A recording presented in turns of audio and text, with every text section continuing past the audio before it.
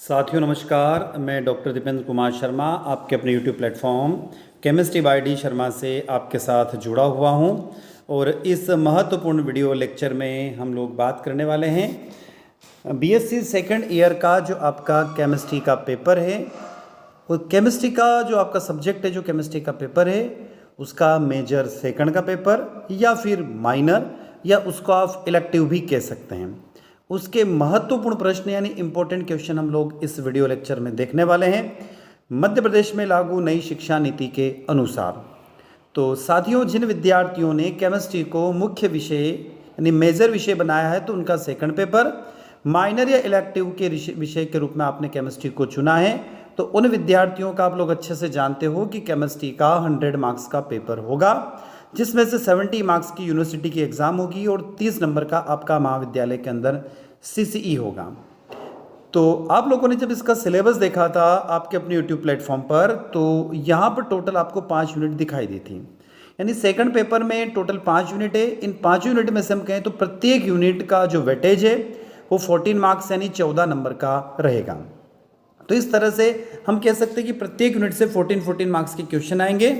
तो आप लोगों को हम लोग ले चलते हैं यूनिट वाइज सभी यूनिट के महत्वपूर्ण प्रश्नों की तरफ। इस महत्वपूर्ण वीडियो लेक्चर में हम लोगों ने लगभग 90 से 91 यानी 91 क्वेश्चन का संग्रह किया है, जिसमें से आपका पेपर तैयार होगा। इसी तरीके का वीडियो लेक्चर हम फर्स्ट ईयर के लिए भी लेकर आए थे, जिसमें से आप लोगों ने देखा होगा, पढ़ा होगा। तो पूरा जो पेपर आपका यूनिवर्सिटी का हुआ था, मुख्य परीक्षा हुई थी, उसमें से बैठा था। तो डेफिनेटली हम पूरी आशा के साथ इस वीडियो को लेकर आए हैं कि इसमें जो हम 91 क्वेश्चन लेकर आए वो बिल्कुल इसमें से ही आपका पेपर तैयार होगा। तो साथियों, हम लोग चलते हैं सीधे देर ना करते हुए स्क्रीन की तरफ जो आपको दिखाई दे रही है और वहाँ पर हम बात करते हैं। तो यदि आप चैनल पर नए हैं तो सबसे पहले चैनल को सब्सक्राइब कर लीजिए। वीडियो अच्छा लगता है तो लाइक अवश्य करें। कमेंट बॉक्स में कमेंट करके ज़रूर बताएं कि आपको वीडियो कैसा लगा और अपने दोस्तों तक इसको शेयर करना ना भूलें। तो हम चलते हैं अब सीधे यूनिट नंबर फर्स्ट की तरफ।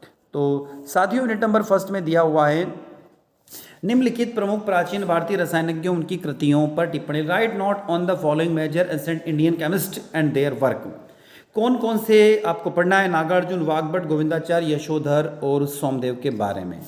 क्वेश्चन नंबर सेकंड है महारस किसे कहते हैं, कितने प्रकार का होता है, वर्णन कीजिए। उसके बाद क्वेश्चन नंबर थर्ड दिया हुआ है उपरस किसे कहते हैं, कितने प्रकार का होता है, सभी का वर्णन कीजिए। सामान्य रस किसे कहते हैं, ये कितने प्रकार का होता है, वर्णन कीजिए। विभिन्न प्रकार के रत्नों पर टिप्पणी लिखिए। तो right the comments on the different types of gemstone, जैसे रूबी मणिक्या, मोती, हीरा, पुखराज, नील यानी नीलम, गोमेद, पन्ना आदि, इनके बारे में आपको पढ़ना होगा। तो साथियों, जो शुरुआत के 5 प्रश्न हैं, इन 5 प्रश्नों के महत्वपूर्ण वीडियो लेक्चर आपको आपके YouTube प्लेटफॉर्म की प्लेलिस्ट में दिए आप जाएंगे और वहाँ पर सेकंड ईयर का प्लेलिस्ट देखेंगे, माइनर, इलेक्टिव या मेजर सेकंड का, तो आपको वहाँ पर देखने को मिल जाएंगे। शुरुआत के 5 वीडियो देखने को वहीं मिलेंगे आपको। क्वेश्चन नंबर 6 है अम्ल रस, क्षार रस और लवण रस पर टिप्पणी लिखिए। Right note on the acid रस, एल्कलाइन रस एंड सॉल्ट रस। उसके बाद क्वेश्चन नंबर 7 आता है संक्रमण तत्व किसे कहते हैं, इसे कितनी श्रेणी में विभाजित किया गया है, समझाइए। What is called transition element, explain how many categories it is been derived. तो ट्रांजिशन एलिमेंट साथियों आप लोग अच्छे से जानते हैं कि डी ब्लॉक के एलिमेंट को हम ट्रांजिशन एलिमेंट कहते हैं। क्यों कहते हैं? क्योंकि एस और पी के बीच में रखे गए हैं। तो एस ब्लॉक और पी ब्लॉक के बीच में रखे जाने के कारण इनको ट्रांजिशन एलिमेंट कहते हैं। और ट्रांजिशन एलिमेंट की बात करें तो टोटल इसकी 4 सीरीज है, 3D, 4D, 5D और 6D। इसका भी महत्वपूर्ण वीडियो लेक्चर रखा हुआ है, आप जाकर देख सकते हैं, पढ़ सकते हैं, समझ सकते हैं। क्वेश्चन नंबर 8 है प्रथम संक्रमण श्रेणी के तत्वों का इलेक्ट्रॉनिक विन्यास लिखिए। Right electronic configuration of the element of the first transition series. First transition series में साथियों आप लोग अच्छे से जानते हैं कौन कौन से एलिमेंट आते हैं, scandium, titanium, vanadium, chromium, manganese, iron, cobalt, निकल, कॉपर और जिंक। सेकंड की बात करें तो सेकंड में आप लोग जानते हैं lanthanum, hafnium, tantalum, tungsten, rhenium, second में आता है इट्रियम, जिर्कोनियम, नियोबियम, ऑलिवियम, technetium, ruthenium, rhenium, palladium, silver और कैडमियम। इसी तरीके से थर्ड में आता है lanthanum, hafnium, tantalum, tungsten, rhenium, osmium, radium, platinum, mercury और गोल्ड। क्वेश्चन नंबर 9 दिया हुआ डी ब्लॉक के तत्व रंगीन आयन बनाते हैं, क्यों? Why do D block elements form coloured ion. Question number 10 दिया हुआ है डी ब्लॉक के तत्व समन्वय ज्यामिति प्रदर्शित करते हैं, क्यों? यानी coordination geometry D block elements show करते हैं, उसका कारण बताइए आप। क्वेश्चन नंबर 11 है प्रथम संक्रमण श्रेणी धातु संकुलों में उप सहसंयोजक अंक संकरण एवं ज्यामिति को समझाइए। Explain the hybridization geometry and coordination number in first transition series of metal complexes. Question number 12 दिया हुआ है फर्स्ट यूनिट का। डी ब्लॉक के तत्व परिवर्तित ऑक्सीकरण अवस्था प्रदर्शित करते हैं क्यों? D block element show variable oxidation state why. Question number 13 आता है डी ब्लॉक के तत्व चुंबकीय गुण प्रदर्शित करते हैं क्यों? Why D block element show magnetic property. आगे चलते हैं। क्वेश्चन नंबर 14 है गाय विधि से चुंबकीय की सुग्राह्यता मापन किस प्रकार की जा सकती है? How is the sensitivity of magnetics measure by the Gouy methods. Question number 15 D block के तत्व उत्प्रेरक गुण प्रदर्शित करते हैं क्यों? Why D block element show catalytic property. Question number 16 lanthanide एवं एक्टिनाइट तत्वों की ऑक्सीकरण अवस्था को समझाइए। Explain the oxidation state of lanthanide and actinide elements. Question number 17 lanthanide संकुचन क्या? Explain what is lanthanide contraction. Question number 18 lanthanide तत्वों के चुंबकीय गुण और स्पेक्ट्रल प्रॉपर्टी को समझाइए। एक्सप्लेन द मैग्नेटिक प्रॉपर्टी और spectral property of the lanthanide elements. और क्वेश्चन नंबर 19 दिया हुआ है फर्स्ट यूनिट का। एक्टिनाइट तत्वों के चुंबकीय गुण और स्पेक्ट्रल गुण को समझाइए। तो explain the magnetic property and spectral property of actinide elements. तो साथियों फर्स्ट यूनिट में टोटल 19 क्वेश्चन दिए हुए जिनको आपको पढ़ना है, याद करना है, समझना है। अब चलते हैं यूनिट नंबर 2 की ओर। यूनिट नंबर 2 भी 14 मार्क्स की रहेगी और इसका पहला क्वेश्चन है योगात्मक यौगिक और संकुल यौगिक क्या है? What is addition compounds and complex compound. Question number 21 ligand किसे कहते हैं, कितने प्रकार के होते हैं, समझाइए। What are ligand, explain how many types are ligand. Ligand के टाइप आप देखेंगे तो लिगेंड किसे कहते हैं? सबसे पहले लिगेंड की बात कर लें तो लिगेंड जो सेंट्रल मेटल आयन के साथ जुड़े रहते हैं वो लिगेंड कहते हैं, यानी जो कोऑर्डिनेशन नंबर को डिसाइड करते हैं उसे हम लिगेंड कहते हैं। आगे चले लिगेंड के बाद में तो लिगेंड मोनोडेंटेड, डाइडेंटेड, ट्राइडेंटेड इस तरीके से और एम्बीडेंटेड लिगेंड होते हैं। जटिल द्विक एवं सामान्य यौगिकों में अंतर लिखिए। Write the difference between complex binary and simple compound. Question number 23 Werner का उप सहसंयोजक सिद्धांत क्या है? Explain what is Werner coordination theory. तो साथियों आपको याद होगा वर्नर कोऑर्डिनेशन थ्योरी क्या है? तो Werner coordination theory coordination compounds की दो प्रकार की जो है वैलेंसी को बताती है, प्राइमरी वैलेंसी और सेकेंडरी वैलेंसी। और वर्नर को इस थ्योरी के ऊपर नोबेल प्राइज भी मिला था। तो ये जो वर्नर कोऑर्डिनेशन थ्योरी है क्या बताती है कि प्राइमरी वैलेंसी और सेकेंडरी वैलेंसी क्या होती है? तो प्राइमरी वैलेंसी और सेकेंडरी वैलेंसी के बारे में जो जानकारी देती है उसे हम वर्नर कोऑर्डिनेशन थ्योरी कह सकते हैं। प्राइमरी वैलेंसी मतलब प्राथमिक संयोजकता और सेकेंडरी वैलेंसी मतलब द्वितीय संयोजकता। तो प्राथमिक और द्वितीय संयोजकता के बारे में जो बताती है उसे हम लोग क्या बोल सकते हैं? वर्नर कोऑर्डिनेशन थ्योरी कह सकते हैं। साथियों नेक्स्ट क्वेश्चन आपको दिखाई दे रहा है इफेक्टिव एटॉमिक नंबर क्या है, यानी प्रभावी परमाणु संख्या किसे कहते हैं? तो प्रभावी परमाणु संख्या के बारे में आपको जानकारी है कि जो एटीन ग्रुप है यानी कि helium, neon, argon, krypton, xenon, radon, उस ग्रुप के जो एलिमेंट्स हैं उन एलिमेंट्स के जो नंबर्स होते हैं, यानी कि उसके एलिमेंट के नंबर क्या, हीलियम का 2 है, नियोन का 10 है, ऑर्गन का 18 है, क्रिप्टॉन का 36 है। तो ये जो नंबर किसी भी कोऑर्डिनेशन कंपाउंड के यदि सब मिलाकर उसके सेंट्रल मेटल आयन और लिगेंड के मिलाकर यदि आ जाते हैं तो वो उसको इफेक्टिव एटॉमिक नंबर रूल को फॉलो करता है। क्वेश्चन नंबर 25 पे what is valence, right the note on valence bond theory, यानी संयोजकता बंध सिद्धांत पर टिप्पणी लिखिए। क्वेश्चन नंबर 26 से चतुष्फल की यौगिकों के लिए संयोजकता बंध सिद्धांत को समझाइए। Explain the valence bond theory in tetrahedral for tetrahedral compounds. 28 अष्टफल की यौगिकों के लिए भी संयोजकता बंध सिद्धांत को समझाइए। Explain the valence bond theory for octahedral compounds. Question number 29 संयोजकता बंध सिद्धांत की सीमाएं लिखिए। Write the limitation of valence bond theory. प्रश्न क्रमांक 30 है क्रिस्टल क्षेत्र सिद्धांत क्या है और इसकी प्रमुख अभिग्रहिता लिखिए। ये थोड़ा सा गड़बड़ हो गया, इसको आप सही कर लेना। तो what is the main postulates of crystal field theory. Question number 31 अष्टफल के यौगिकों में डी कक्षकों का क्रिस्टल क्षेत्र विपाटन समझाइए। Explain crystal field splitting of d orbital in octahedral compounds. उसके बाद question number 32 explain crystal field splitting of d orbital in tetrahedral complex. चतुष्फल की यौगिकों में डी कक्षकों के क्रिस्टल क्षेत्र विपाटन को समझाइए।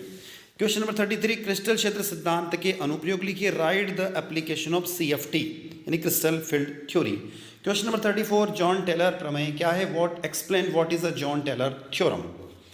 35 लिगेंड क्षेत्र सिद्धांत क्या है समझाइए। Explain what is the ligand field theory. Question number 36 second unit का what is the molecular orbital theory. Explain in octahedral and tetrahedral compounds. अष्टफलकीय कक्षक सिद्धांत क्या है? अष्टफलकीय चतुष्फलकीय यौगिकों में इसके बारे में समझाइए। और बात होती है समायोता किसे कहते हैं। संकर यौगिकों में समायोता कितने प्रकार की हो सकती है, उदाहरण सही समझाइए। तो समायोता साथियों आप लोग जानते हैं कि ऐसे मॉलिक्यूल जिनके मॉलिकुलर फार्मूला सेम होते हैं बट उसका स्ट्रक्चरल फार्मूला, उसकी ज्योमेट्री डिफरेंट हो जाती है, यानी जिनका आणविक सूत्र समान हो किंतु उसका संरचना सूत्र और उसका स्पेक्ट्रल अरेंजमेंट जो होता है, उसका जो अरेंजमेंट्स होता है मॉलिक्यूल्स और एटम का, वो डिफरेंट हो जाता है, तो उसे हम लोग आइसोमेरिज्म कहते हैं। समायोता दो प्रकार की होती है साथियों, आप लोग जानते हैं, हमने पढ़ रखा है, वीडियो लेक्चर अपलोड है प्लेलिस्ट में, आप देख सकते हैं। दो प्रकार की होती है, स्ट्रक्चरल आइसोमेरिज्म और ज्योमेट्रिकल आइसोमेरिज्म, और उसके अंदर फिर अलग अलग टाइप के हम देखते हैं, ionization isomerism, coordination isomerism, ligand isomerism, ऐसा दिया हुआ है। तो ये क्वेश्चन नंबर 37 तक आपकी यूनिट नंबर 2 फिनिश हो जाती है। अब आते हैं यूनिट नंबर 3 की तरफ, जो कि 14 मार्क्स की है। ये पूरी थर्मोडायनामिक्स से रिलेटेड है। इसमें थर्मोडायनामिक्स फर्स्ट लॉ, थर्मोडायनामिक्स का सेकंड लॉ, थर्मोडायनामिक्स का थर्ड लॉ दिया हुआ है। क्वेश्चन नंबर 38 दिया हुआ, उष्मागतिकी तंत्र किसे कहते हैं, कितने प्रकार के होते हैं, वर्णन कीजिए। तो उष्मागतिकी तंत्र किसे कहते हैं, सिस्टम, यानी हम ये कह सकते हैं सिस्टम वो होता है जिसे हम हमारी स्टडी के लिए चुनते हैं, उसे हम क्या बोल सकते हैं, थर्मोडायनामिक सिस्टम कहते हैं। कितने प्रकार का होता है आप लोग जानते हैं, open system, close system, isolated system, इस तरीके से। क्वेश्चन नंबर 39, उष्मागतिकी प्रक्रम क्या है, कितने प्रकार का होता है, उदाहरण सही समझाइए। तो उष्मागतिकी प्रक्रम यानी कि ऐसा प्रोसेस जहां पर हम उस थर्मोडायनामिक रिएक्शंस को प्रोसीड कर सकते हैं। तो अब ये कितने प्रकार का होता है उसके बारे में हम बात करें तो इसमें दिया हुआ adiabatic system, isolated isochoric system, समायतनिक, समदाबी, ऐसा हम लोगों ने पढ़ रखा है। आप वीडियो लेक्चर में जाकर उसको देख सकते हैं। उष्मागतिकी का प्रथम नियम क्या है, इसका गणितीय व्याख्या कीजिए। What is the first law of thermodynamics, explain it's mathematical expressions. तो फर्स्ट लॉ आप लोग जानते हो, neither be created nor be destroy, यानी एनर्जी को आप ना तो बना सकते हो ना ही नष्ट कर सकते हो, केवल एक फॉर्म से दूसरे फॉर्म में कन्वर्ट कर सकते हो। 41 है, एंथैल्पी और एंथैल्पी परिवर्तन को समझाते हुए डेल एच और डेल यू में संबंध स्थापित करें। तो एंथैल्पी क्या है, it is a form of energy, और enthalpy changes in del H को रिप्रेजेंट करते हैं, और डेल एच और डेल यू में आपको रिलेशन को समझाना है। क्वेश्चन नंबर 42, हीट कैपेसिटी यानी ऊष्माधारिता किसे कहते हैं। तो साथियों आप लोग जानते हैं ऊष्माधारिता क्या होता है, किसी भी सिस्टम या किसी भी मॉलिक्यूल्स के टेम्परेचर को 1 डिग्री सेंटीग्रेड इंक्रीज करने के लिए आवश्यक हीट की जो रिक्वायरमेंट होती है, आवश्यक ऊष्मा की जो मात्रा होती है, उससे हम लोग हीट कैपेसिटी कहते हैं। ये दो प्रकार की होती है, सीपी और सीवी, कांस्टेंट वॉल्यूम पर, कांस्टेंट प्रेशर पर। तो इसको थोड़ा सुधार लेना, स्थिर आयतन और स्थिर दाबों पर ऊष्माधारिता को समझाइए। Explain capacity at constant volume and constant pressure. ये क्वेश्चन नंबर 42 को थोड़ा सा आप करेक्ट कर लीजिए, constant volume and constant pressure, स्थिर ताप और स्थिर दाब पर। 43, सीपी सीवी में संबंध स्थापित कीजिए। तो relation between CP and CV, या फिर सिद्ध कर सकते हैं आप सीपी माइनस सीवी बराबर आर होता है। क्वेश्चन नंबर 44, उष्मागतिकी के प्रथम नियम के अनुसार समतापी दशा में प्रसार का व्यंजक दीजिए। According to first law of the thermodynamics give the expression for expansions in isothermal conditions. Question number 45, उष्मागतिकी के प्रथम नियम के अनुसार रुद्धोष्म दशाओं में प्रसार का व्यंजक दीजिए। According to first law thermodynamics, give the expressions of expansions under adiabatic condition. 46, अनुत्क्रमणीय समतापी प्रसार के लिए W Q del U del H का परिकलन कीजिए। Calculate W Q del U del H for work in irreversible isothermal expansion. Question number 47, अनुत्क्रमणीय रुद्धोष्म प्रसार में कार्य के लिए W Q del U del H का परिकलन कीजिए। Calculate W Q del U and del H for the work done in irreversible adiabatic expansion. Question number 48, van der Waals gas का उत्क्रमणीय समतापी प्रसार को समझाइए। Explain the reversible isothermal expansion for van der Waals gas.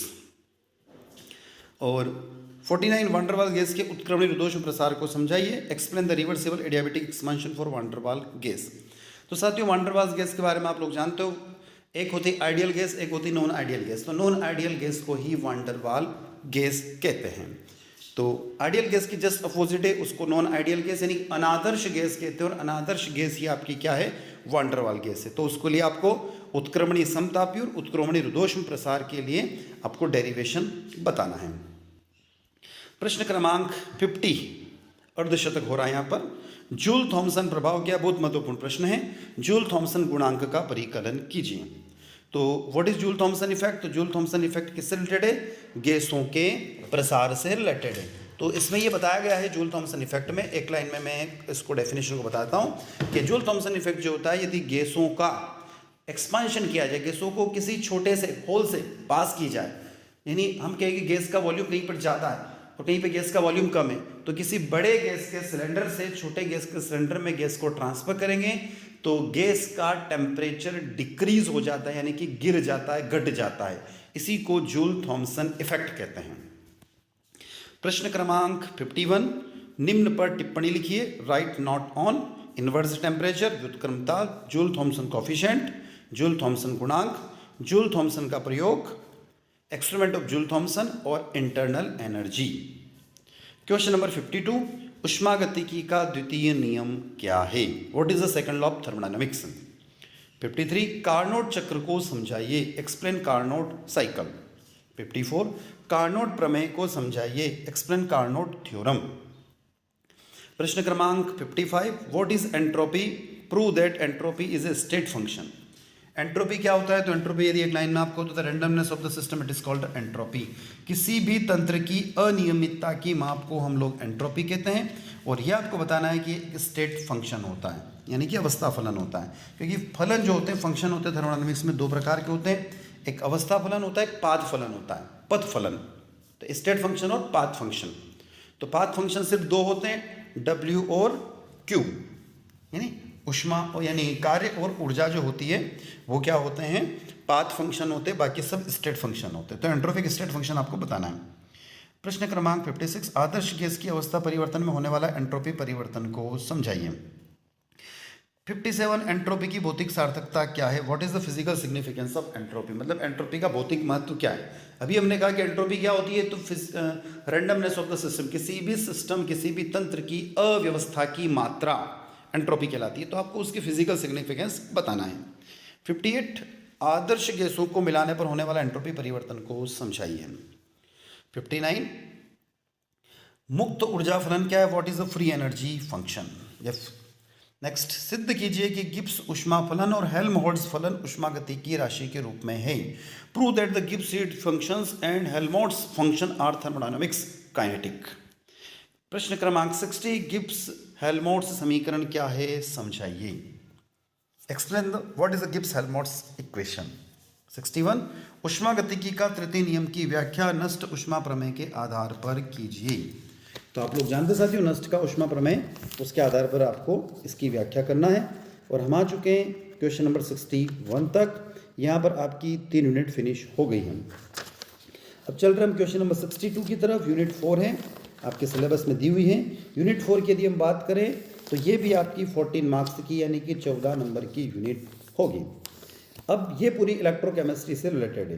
Electrochemistry यानी धात्विक चालकता और विद्युत अपघटनीय चालकता किसे कहते हैं?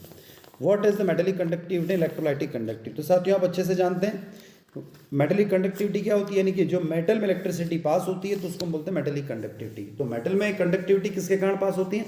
इलेक्ट्रॉन के कारण। जैसे हमारे घर के वायर जो होते हैं, हमारे घर का फैन, टीवी जो भी है, हमारा मोबाइल जब हम चार्ज करते हैं तो उसमें किसके कारण इलेक्ट्रिसिटी पास हो रही है? इलेक्ट्रॉनों के कारण। और इलेक्ट्रोलाइटिक कंडक्टिविटी यानी विद्युत अपघटनीय चालकता जो आयंस के कारण होती है। तो जहां पर आयन के कारण इलेक्ट्रिसिटी पास हो जाए उसको हम बोलते हैं विद्युत अपघटनीय चालकता। निम्नलिखित पर टिप्पणी लिखिए। कौन कौन सी? विशिष्ट चालकता, पहला डेफिनेशन है स्पेसिफिक कंडक्टिविटी। दूसरी जो दी हुई है वो है तुल्यांकी चालकता यानी इक्विवेलेंट कंडक्टिविटी। तो साथियों स्पेसिफिक कंडक्टिविटी किसे कहते हैं? तो specific conductivity is reverse of the specific resistance. तो इसमें एक और वर्ड जोड़ लीजिएगा, स्पेसिफिक रेजिस्टेंस भी जोड़ लीजिएगा, क्योंकि स्पेसिफिक कंडक्टिविटी को कप्पा से रिप्रेजेंट करते तो कप्पा प्रोपोर्शनली 1/ρ होता है। उसके बाद आती है तुल्यांकी चालकता यानी इक्विवेलेंट कंडक्टिविटी। तो ये बोल सकते हैं product of specific conductivity of the solution and volume of the solution contain in one equivalents of the electrolyte is called the equivalent conductivity of the solution. यानी इक्विवेलेंट कंडक्टिविटी तुल्यांकी चालकता किसे कहते हैं? तो 1 ग्राम तुल्यांक की चालकता को हम लोग तुल्यांकी चालकता कहते हैं। आणविक चालकता यानी मोलर कंडक्टिविटी। तो product of specific conductivity of solution and the volume of the solution containing 1 mole of the electrolytes, यानी 1 मोल इलेक्ट्रोलाइट्स की जो कंडक्टिविटी होगी उसे मोलर कंडक्टिविटी कहते हैं। उसके बाद आता है सेल कांस्टेंट यानी सेल स्थिरांक क्या होता है। तो ये इतने की आपको डेफिनेशन बताना होगी। कि सेल कांस्टेंट क्या होता है, तो हम ये बोल सकते हैं सेल कांस्टेंट क्या होता है, तो ratio of distance between electrode of conductivity cell to cross section area of electrodes is called the cell constant. Question number 64, आयनों के अभिगमन को समझाए, एक्सप्लेन ट्रांसपोर्ट नंबर। कोलराश का नियम लिखिए। कोलराश का नियम साथियों आप लोग जानते हैं, बड़ा सरल नियम है, आपने 12th में भी पढ़ा था, वही यहाँ पर रिटर्न हो गया है और इसके आपको कम से कम 2 एप्लीकेशन बतानी है। तो हम ये कह सकते हैं कोलराश का लॉ क्या है, तो अनंत तनुता पर आप पढ़ते हैं इनफाइनाइट डायल्यूशन पर किसकी कंडक्टिविटी, कैटायनिक कंडक्टिविटी और एनायनिक धन आयन की चालकता और ऋण आयन की चालकताओं के योग को हम कोलराश का नियम कहते हैं। प्रश्न क्रमांक 66, प्रबल और दुर्बल विद्युत अपघट्य किसे कहते हैं, उदाहरण से हम समझाइए। What are strong and weak electrolytes, explain with example. तो स्ट्रॉन्ग इलेक्ट्रोलाइट्स किसे कहते हैं, तो ऐसे इलेक्ट्रोलाइट्स प्रबल विद्युत अपघट्य जो कंप्लीटली आयनाइज्ड हो जाते हैं, मतलब पूर्णतः आयनित हो जाते हैं, और वीक इलेक्ट्रोलाइट्स दुर्बल विद्युत अपघट्य जो कम आयनित होते हैं, यानी कि लेस आयनाइज्ड। 67, डिबाय-हकेल-ओनसागर समीकरण की व्याख्या कीजिए, explain what are the Debye Huckel Onsager equation. 68, अभिगमनांक किसे कहते हैं, व्हाट इज ट्रांसपोर्ट नंबर, इसका निर्धारण करने की हिटार्फ विधि को समझाइए, हिटार्फ और गतिमान सीमा विधि को समझाइए, explain with the help of Hittorf method and moving boundary method. 69, derive Nernst equation for single electrode potential, एकल इलेक्ट्रोड विभव के लिए नस्ट समीकरण व्युत्पन्न कीजिए। प्रश्न क्रमांक 70, मानक हाइड्रोजन इलेक्ट्रोड क्या है, इसकी कार्य प्रणाली को समझाइए। What is standard hydrogen electrode, explain its working. Question number 71, what is called reference electrode, how many types are there, संदर्भ इलेक्ट्रोड किसे कितने प्रकार के होते हैं। 72, कैलोमर इलेक्ट्रोड अर्थात द्वितीय मानक इलेक्ट्रोड क्या है, कार्य प्रणाली को समझाइए। What is the calomel electrode, that is second standard electrode, explain its working. 73, glass electrode किसे कहते हैं, इसकी कार्य प्रणाली को लिखिए, write the working mechanism of what is called glass electrode. 74, विद्युत रासायनिक श्रेणी किसे कहते हैं, इसके मुख्य लक्षण लिखिए, write the main feature of what is called electrochemical series.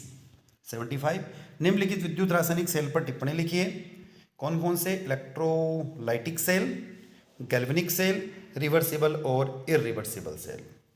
और 76 क्वेश्चन नंबर दिया हुआ है, ईएमएफ क्या है, किसी सेल के ईएमएफ का निर्धारण किस प्रकार किया जा सकता है। What is electromotive force, how can the EMF of cell can be determine. साथियों हम आ गए यूनिट नंबर 5 की तरफ, लास्ट यूनिट है, क्वेश्चन नंबर 77 से स्टार्ट होगी, ये भी 14 मार्क्स की यूनिट रहेगी।